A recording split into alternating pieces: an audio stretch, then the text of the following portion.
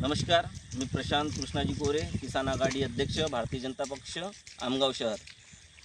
आज दिनांक 9 मे 2024 रोजी आलेल्या पावसामुळे रब्बी हंगामातील धान्य पिकाचे खूप मोठ्या प्रमाणात नुकसान झालेले आहे. शेतीमध्ये मळणीनंतर किसान बांधवांनी ठेवलेल्या धान्य पिकात, पूर्ण धान्य पिकात पाणी गेलेले आहे. त्यामुळे पूर्ण धान्य पिकाची नासधूस झालेली आहे.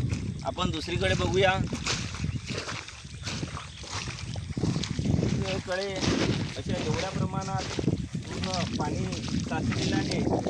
एवढ्या प्रमाणात हे पाणी साचून आहे. त्यामुळे जे किसान बांधवांनी रस्त्यामध्ये जे आपले धान्य ठेवलेले होते त्या धान्यामध्ये सुद्धा पाणी गेलेले आहे. त्यामुळे संपूर्ण धान्य पिकाची नुकसान झालेली आहे.